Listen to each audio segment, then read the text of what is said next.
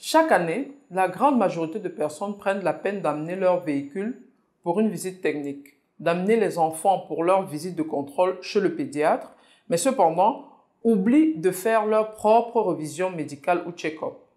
C'est ce qu'on peut assimiler à une autodestruction. L'apparence peut être parfois très trompeuse en matière de santé. Dans cette vidéo, je vous explique pourquoi.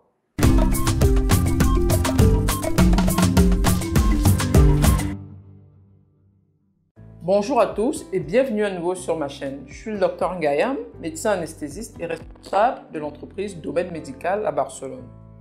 Aujourd'hui, nous allons discuter de quelque chose de très important pour la santé, les check-ups médicaux.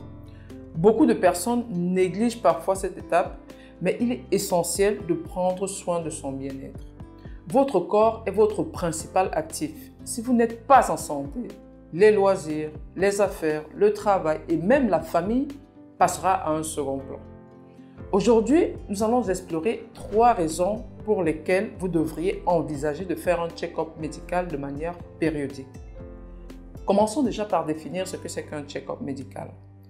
Un check-up médical, également appelé révision médicale ou bilan de santé, est un examen médical complet effectué pour évaluer l'état de santé général de la personne, même en absence de symptômes spécifiques. Je répète, même en absence de symptômes spécifiques. Ça veut dire que vous n'avez pas besoin d'être malade pour faire votre check-up.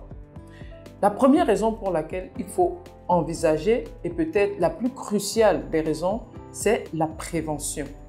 Les check-ups médicaux permettent de détecter des problèmes de santé avant qu'ils ne deviennent graves.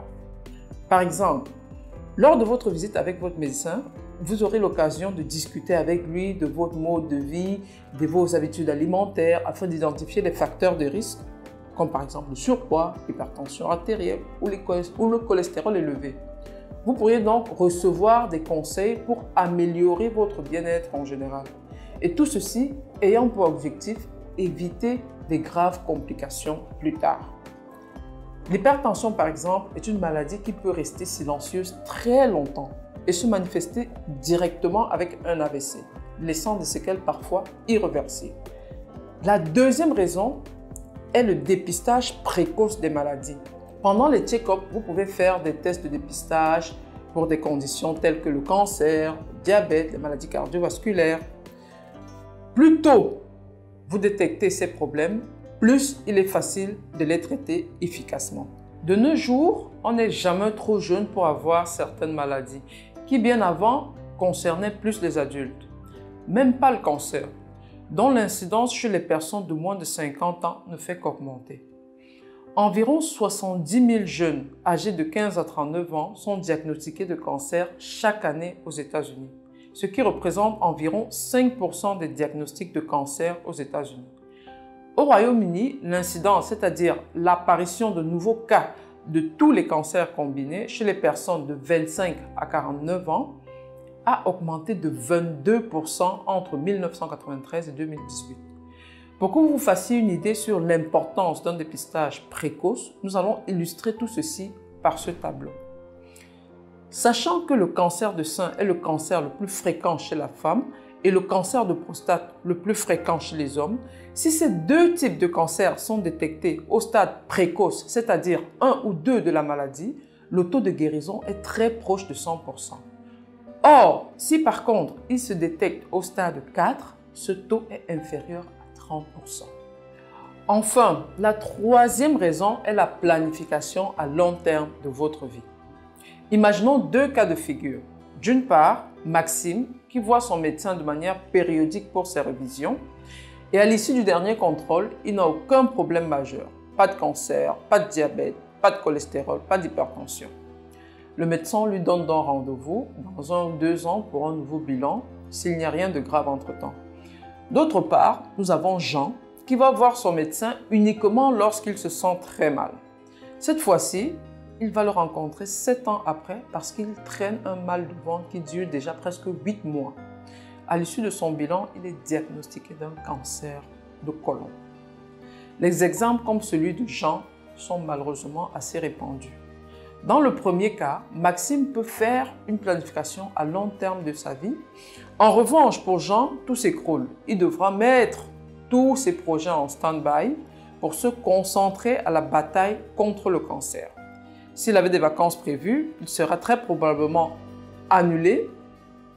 Il devra prendre aussi un arrêt maladie au travail ou, s'il est chef d'entreprise, déléguer la majorité des tâches.